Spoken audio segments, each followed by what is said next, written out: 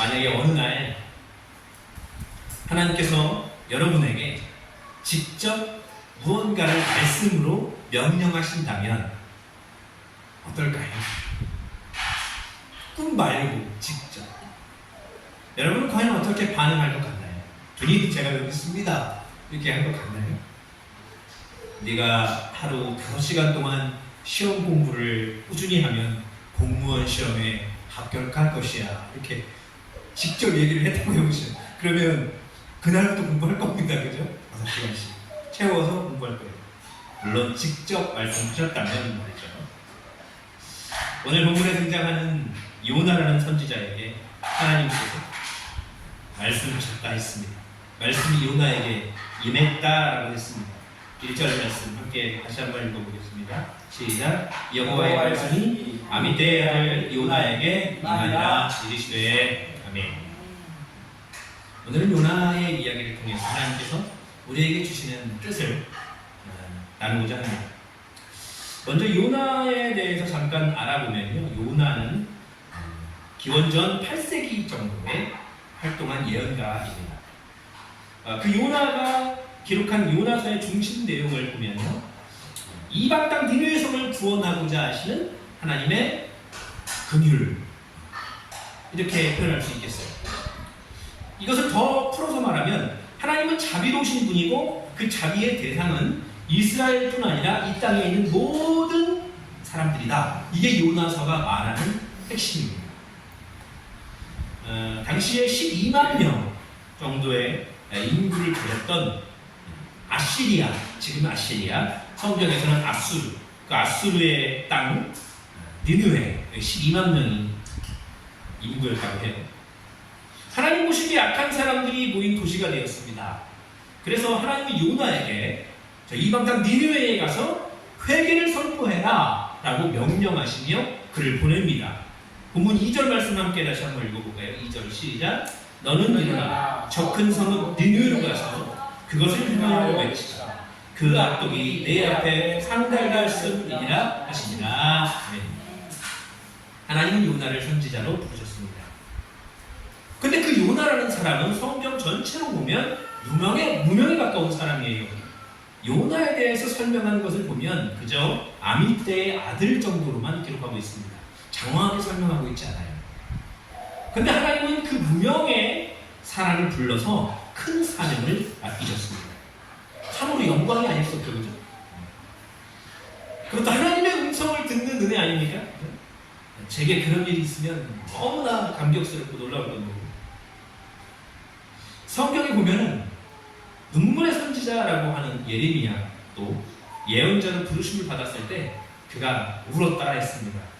예레미야 1장 6절에 보면 내가 이르되 슬프도소이다 주 여호와여 보소서 나는 아이라 말할 줄을 알지 못하나이다. 아멘. 하나님께서 그를 부르셨을 때 하나님 슬픕니다. 저는 아이 같아서 말할 줄 모릅니다. 왜 저 같은 사람을 부르셨습니까? 물론 이제 부르심에 감사해서 감격해서 눈물을 흘릴 수도 있겠지만, 그러나 세상이 얼마나 악하면 아이와 같이 부족한 자기를 들어쓰시나 하는 그런 안타까운 마음에도 예레미야가 울었을 것이다. 그러나 영광이죠, 그죠? 하나님 부르셨다는 것. 눈물이 날 만큼 영광. 사도 바울도 주님께 부름받은 사실을 자기 인생의 최고의 영광으로 알았습니다. 그래서 그가 서신들마다 하나님의 뜻으로 말미암아 사도된 나 바울 이렇게 기록합니다. 하나님의 뜻으로 말미암아 그리스도 예수의 사도되는 나 바울 이런 식으로 소개를 하고 있어요. 그런 예수 그리스도를 전하는 사도로 부르신 것이 바울에게 가장 자랑스러운 일이었다라는 거예요. 그리고 감사한 일, 영광스러운 일이었다라는 것입니다. 그리고 바울은 나의 나된 것은 누구의 은혜? 하나님의 은혜다라고 고백했습니다. 나의 나된 것은 하나님의 은혜다. 내 존재 자체가 하나님의 은혜다라고 고백하는 거예요. 하나님께서 요나를 부르신 것과 같이 이 무명의 요나를 부른 것 같이 저도 아무것도 아닙니다. 그러나 하나님께서 이곳에서 하나님 말씀을 전하게 하시잖아요. 얼마나 큰 영광의 자리입니까? 그렇죠? 저뿐만 아니라 우리 성도님들도 무명이에요. 유명하지 않아요. 그럼에도 불구하고 하나님은 무명한 저와 여러분을 부르시는지 믿습니다. 아멘. 꼭 목사처럼 앞에서 설교를 해야만 하나님이 부른 게 아니에요. 그렇죠? 하나님은 성도님 한 사람 한 사람을 다 부르셨습니다. 하나님을 전하는 사람을 부르셨습니다. 우리의 배경과 상황을 막론하고 우리가 예수 그리스도를 전하는 복음의 전도자로 부르신 것을 믿고 고백하는 저 여러분 되길 바랍니다. 아멘. 사랑하는 성도님 여러분, 우리는 하나님께서 부르심에 감사해야 해요. 참으로 영광스러운 이름을 기억해야 됩니다. 자, 요나서도 보면요, 2절까지는 굉장히 은혜롭고 영광스럽습니다. 하나님의 말씀이 요나에게 임했다. 얼마나 은혜롭습니까? 나에게도 그런 일이 있었으면 좋겠다 싶을 정도죠. 그런데 그 후에 3절이 그때부터 깨기 시작합니다. 우리 3절 함께 읽어볼까요? 3절 시작. 그러나 요나가 여호와의 얼굴을 피하려고 일어나 다시스로 도망하려 하였다. 욥바로 내려갔더니 마침 다시스로 가는 배를 만난지라 여호와의 얼굴을 피하여 그들과 함께 다시스로 가려고 뱃삭을 주고 배에 올랐더라. 아멘. 자, 요나가 하나님의 음성이 요나에게 임했어요. 명령이 임했는데 어떻게 했어요? 하나님 알겠습니다 했어요? 아니에요. 도망갔다고 했습니다. 3절부터 은혜가 없네 벌써. 하나님께서 니느웨로 가라 하셨는데 니느웨의 반대쪽인 다시스로 도망을 하는 것입니다. 자, 그러면요 의문이 하나 들죠? 요나는 왜 도망을 갔을까? 요나서의 맨 마지막 4장은 요나의 불평으로 끝이 나죠. 이를 통해서 요나가 도망친 이유를 한 2가지 정도로 해석할 수 있는데, 첫 번째는 무엇이냐면 요나가 가졌던 생각이에요. 관념적인 문제입니다. 어떤 관념을 갖고 있었냐? 하나님이 우리 민족, 선택받은 우리 민족을 놔두시고 왜 이방 민족에게 관여하시나 하는 생각이에요. 근데 이거는 요나만의 생각이 아니었습니다. 당시에 이스라엘 민족이 전반적으로 가지고 있던 사상이 바로 이거예요. 선민주의. 하나님이 우리를 택하셨다. 좀 더 길게 말하면 선민 이기주의 이렇게 말할 수 있습니다. 자기들밖에 생각을 안 해요. 하나님께서 구원하시기 위해 택하신 백성은 오직 이스라엘뿐이라는 생각을 그들이 갖고 있었다라는 거죠. 요나도 마찬가지였다는 거예요. 그래서 요나가 하나님의 뜻을 거역하고 다시스로 가는 데를 탄 겁니다. 또 하나는 무엇이냐면, 자, 많이 가서 외쳤는데 니느웨 백성들이 듣고 회개해서 심판을 면하면 그럼 그 다음에 어떻게 돼요? 이스라엘 민족에게 해가 될까봐 하는 생각도 있었을 거예요. 왜냐? 니느웨 성은요, 아시리아, 당시 아수르의 성이잖아요. 근데 아수르가 당시에 강국입니다. 강국. 그래서 이스라엘 민족을 계속 위협했던 민족이 아수르예요. 아시리아. 그래서 기원전 841년, 요나가 활동했던 시기랑 거의 비슷하네요. 그때는 그들에게 조공을 바친 적도 있대요, 이스라엘이. 얼마나 원수 같습니까, 그죠? 차라리 멸망당해야 돼요. 요나가 니느웨 백성들이 죄 때문에 하나님 멸망시킬 수 있다라는 것을 알았을 때 얼마나 마음속에 기뻤을까 생각해봅니다, 그죠? 이 원수 같은 놈들 그냥 놔둬갖고 그냥 멸망당했으면 좋겠다 이런 생각 안 했을까요? 그죠? 근데 그 원수 같은 사람들에게 가서 회개하라고 외치라 했다는 거예요. 그러니까 결국 생각도 하기 싫은 일을 명령을 하달받았으니 도망친 거죠. 그죠? 아미. 근데 거기에 아까 말씀드렸지만 니느웨 백성들이 몇 명 있었다고요? 이게 몇 명이 있었냐면 요나 마지막 장에 4장 맨 마지막 절 11절에 12만 명 하나님이 말씀하세요. 12만. 그러니까 하나님께서 12만이나 되는 그 백성들을 생각하시는 거예요. 아끼지 아니하겠느냐 하는 거예요. 근데 요나의 마음에는 그 12만 명의 니느웨 백성들이 안중에 없었다라는 거예요. 죽어도 싸다라고 생각했다는 거예요. 야, 어떻게 그럴 수 있냐, 나쁘다라고 우리가 생각할 수 있겠지만, 여러분, 이 요나가 우리의 삶을 대변합니다. 우리의 삶을 대변합니다. 그리고 이 요나의 모습이, 그리고 나의 모습이 바로 하나님과 나의 차이를 보여주십니다. 하나님은요, 성경에 계속 말씀하시기를 한 영혼이 천하보다 귀하다 말씀하셨어요. 우리 교회 한 영혼이 천하보다 귀하죠, 그렇죠? 조금 중요교회 가면 한 영혼이 천하보다 시선과 귀하다는 말씀을 잊고 살 때가 많이 있어요. 제가 그런 구절을 얘기를 안 해요. 근데 우리는 굉장히 귀하죠. 하나님이 요나서에도 굉장히 귀했다는 거예요. 한 영혼이 하나보다 귀해서. 그래서 하나님께서는 독생자 예수님을 제물 삼으시면서까지 우리를 구원하시려고 하지 않았습니까? 누구 때문에요? 나 때문에. 나를 때문에. 마태복음 9장 36절에서 38절에 무리를 보시고 불쌍히 여기시니 이는 그들이 목자 없는 양과 같이 고생하며 기진합니다. 이에 제자들에게 이르시되 추수할 것은 많되 일꾼이 적으니 그러므로 추수하는 주인에게 청하여 추수할 일꾼들을 보내주소서라. 아멘. 예수님을 믿는 신앙인들도 많지만 목자 없는 양같이 믿음이 없어 방황하는 사람들이 너무나 많으니까 하나님이 그들에게 복음을 전할 일꾼을 보내달라 기도해라 라는 말씀이십니다. 그게 하나님이 우리를 구원하고자 하시는 긍휼의 마음이라는 거예요. 우리는 어떻습니까? 하나님의 시선과 같습니까? 하나님의 마음과 같아요? 아니에요. 우리는 삶을 살면서 철저하게 이해관계에 얽혀 있어요. 그들이 강해지면 우리 민족에게 좋을 게 없습니다. 제가 왜 손에 내모는 짓을 하겠습니까? 하나님께 말씀은 안 했지만 그는 마음속으로 그런 마음을 먹고 다시 가는 배를 탔을 것이다. 이것이 바로 요나의 생각이고 또 나의 생각이 아니냐라는 거예요. 내게 유익되는 일이면 하고 유익되지 않으면 말고. 근데 또 한 가지 물음 생깁니다. 그러면 요나가 도망갔잖아요. 왜 도망갔는지는 얘기를 했잖아요. 자, 근데 요나가 하나님을 피해서 도망가는 것이 가능한 일이었을까요? 도망갔잖아요, 이미. 근데 그것이 가능한 일이었을까요? 아닙니다. 불가능한 일이었습니다. 요나가 숨으면 어디에 숨겠습니까? 근데 사람들은 하나님의 낯을 피하여 숨을 수 있을 거라고 생각합니다. 그렇죠? 마치 선악을 알게 하는 나무의 열매를 먹은 아담과 하와처럼 하나님 음성에 그분의 낯을 피해서 그들이 숨었다고 했잖아요. 그죠? 근데 그게 숨은 거였습니까? 하나님 몰랐어요? 아담아 어디 있느냐?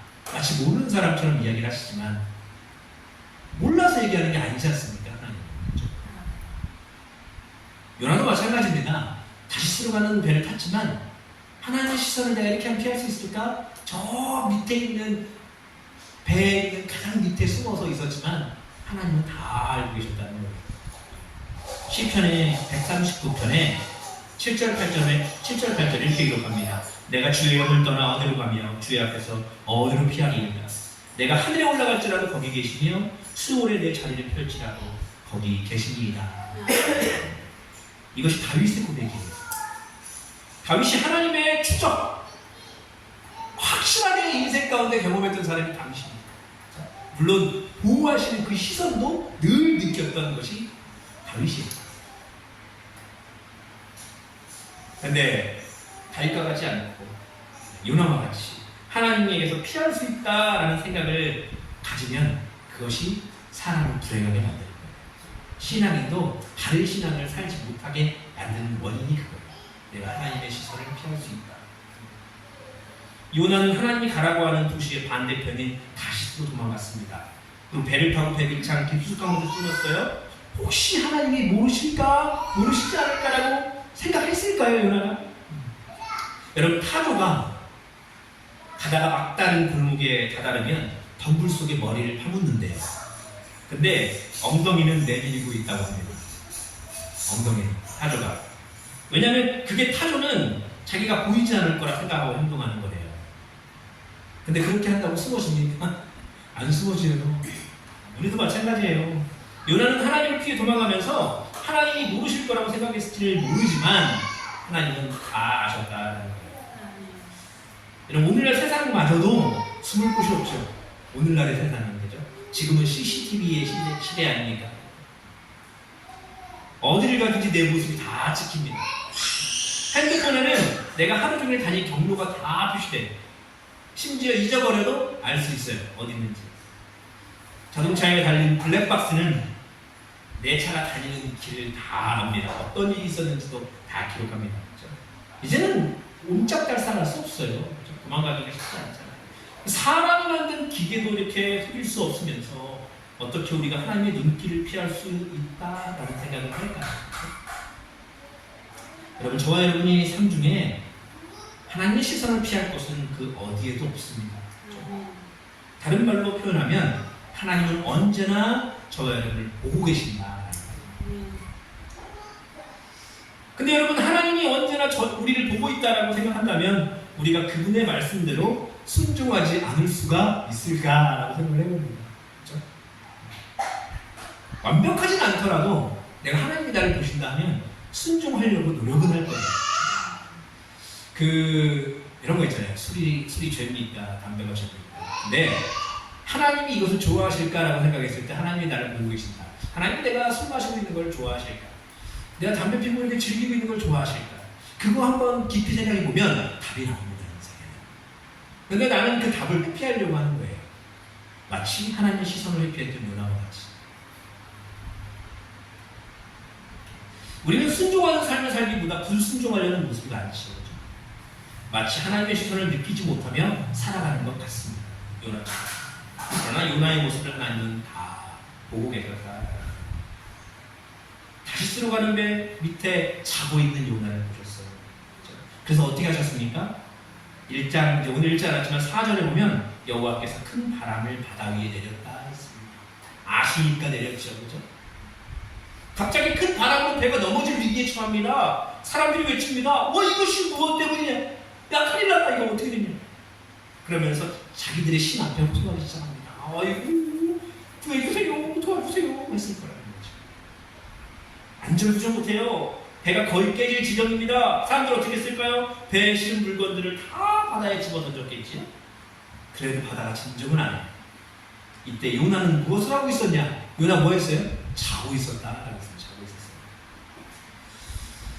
깊은 잠은 때로는 우리에게 축복일 수 있습니다.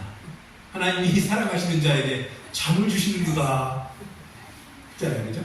근데 어떤 순간에도 깊은 잠에 들 수 있다는 것은 축복이고 은혜예요. 저랑 힘찬 권철이 요즘에 계속 그 수면의 어려움에 대해서 얘기를 하거든요. 너무 잘 잤다는 사람 축복과 은혜예요. 근데 그 깊은 잠이라는 것이 때로는 우리에게 멸망을 가져다주는 잠일 수도 있음을 우리가 요나를 통해서 봅니다. 배가 뒤집힐 지점인데 깊은 잠을 잘 수 있다라는 것은 축복이 아니에요. 지금 12만 명의 생명이 멸망당할 위기에 처해 있는데 그들의 영혼을 깨우라고 하나님이 보내셨는데 그 사명을 주어진 요나가 도망가는 중에 깊은 잠에 빠져 있다라는 거예요. 너무 무책임하지 않습니까? 그 모습이. 그때 선장이 와서 요나를 깨워요. 6절에 자는 자여 어찌하느냐 하는 거예요. 근데 이 음성은 선장의 음성이 아니라 마치 하나님의 음성과 같았을 거예요. 자는 자여 어찌하느냐. 이때 요나가 잠이 깹니다. 근데 그때에 영적으로도 잠이 깼지요. 배 주위에서 일어난 일들이 비로소 누구 때문에 일어난 일인지를 깨달았어요. 누구 때문에? 나 때문에. 요나 때문에. 그래서 어떻게 했습니까? 요나가 스스로 바다에 던져지기를 원했다 했습니다. 아니, 원수 같은 사람들에게 가서 회개하라고 전화를 하는 것도 싫다고 해서 나왔는데 그런 마음 좁은 사람이 죽음을 무릅쓰고 바다에 빠지겠다 한다고 말이 안 되잖아요. 영적으로 깬 거예요. 이때 그래서 저를 던지십시오. 제가 원인입니다. 하나님이, 내가 섬기는 하나님이 내가 하나님 명령 불순종했더니 하나님 이렇게 만드는 거예요. 저 던져주십시오 한 거예요. 그래서 사람들이 어떻게 바로 던졌어요. 그랬더니 언제 그랬냐는 듯 바다와 파도가 잠잠해졌죠. 그 후 요나는요 밤낮 3일을 큰 물고기 뱃속에서 회개했습니다. 여러분, 우리는 나중에 요나가 그 물고기 뱃속에 나왔다는 걸 알기 때문에 아무렇지도 않지만 여러분, 그 물고기 뱃속이 사람이 살 곳일까요? 아니에요. 애들 영상만 봐도 물고기 뱃속 영상 보면 막 뼈다귀 뭐 이런 거 있고 악취 나고 막 이래요. 죽는 것이 상식이래요, 거기서는. 근데 악취로 가득한 그곳에서 요나는 그럼 어떻게 했을까요? 평안했을까요? 아니에요. 고통당했을 거예요. 마치 지옥을 경험했을 수도 있습니다. 요나가 그러면 왜 여기서 이런 고난을 당하게 되었을까? 주어진 사명을 회피했기 때문에. 주어진 사명을 회피하려니까 길이 아닌 길을 가게 되는 거예요. 그 결과 황당하지만 물고기 뱃속까지 들어가게 되는 거예요. 그렇죠? 우리가 여기서 한 가지 중요한 사실을 생각해 봅니다. 내가 하나님의 말씀에 순종하고 있지 않는데도 불구하고 형통하다라는 삶이 지속되면 그것은 축복이 아닐 수 있다. 늘 우리가 설교 말씀 가운데 듣는 말씀 중에 하나죠. 그렇죠? 기도 없이도 잘 돼요. 예배 열심히 되지 않는데 잘 돼요. 말씀 하나도 안 보는데도 잘 돼요. 내 인생이. 그러면 그게 자칫하면 하나님 때문이 아니라 나 때문에 형통하다고 여길 수 있다는 거예요. 그러면 오히려 하나님과 더 멀어질 계기가 돼요. 그렇기 때문에 여러분 진짜 축복은 무엇입니까? 진짜 은혜와 축복은 요나가 큰 물고기 속으로 들어가는 게 진짜 축복이에요. 진짜 은혜예요. 왜냐하면 그 일을 통해 요나가 내가 어떤 사람인지 알았다. 내가 어떤 죄를 범했는지 알았고 내가 그러면 어떤 일을 해야 되는지를 다시 한번 깨닫는 시간이 되었다. 여러분, 요나가 원래 니느웨로 가야 되는데 다시스로 갔다고 했잖아요.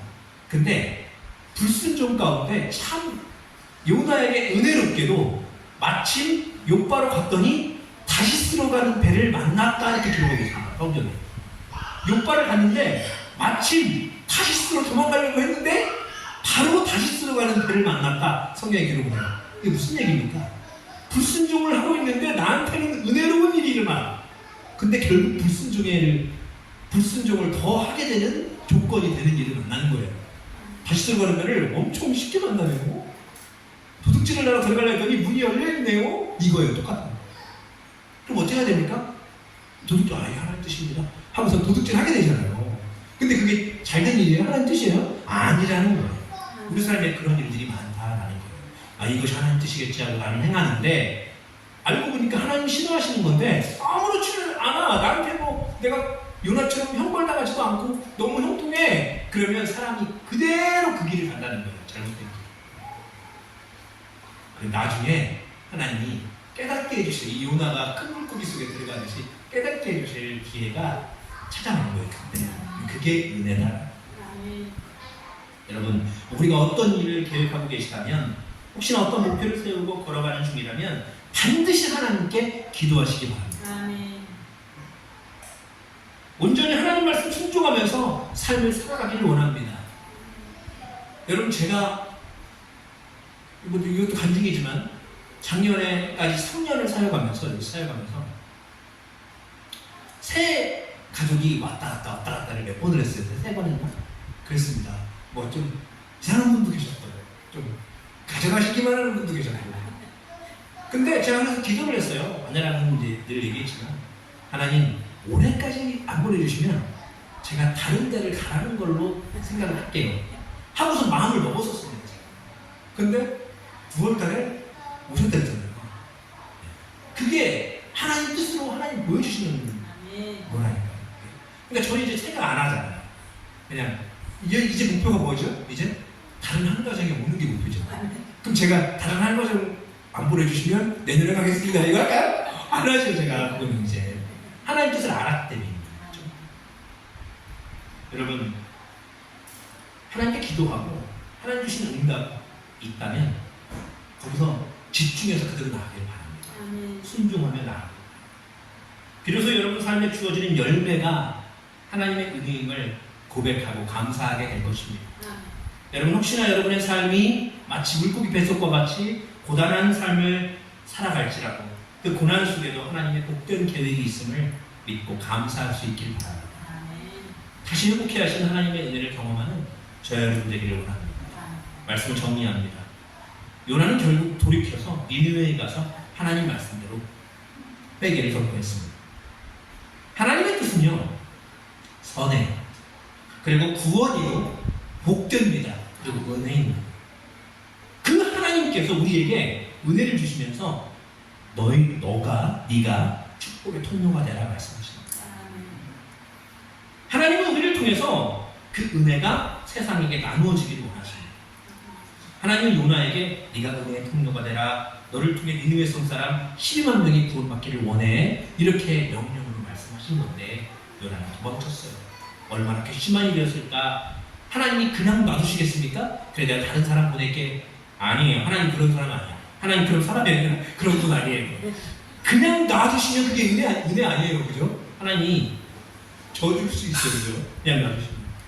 결국 깨닫게 하시고 요나는 그 길로 니느웨에 가서 외쳤습니다. 그냥 외쳤을까요? 아니에요. 피를 토하며 외쳤을 거예요. 그 요나의 외친 말이 12만 명의 영혼을 바꿔놓았어요.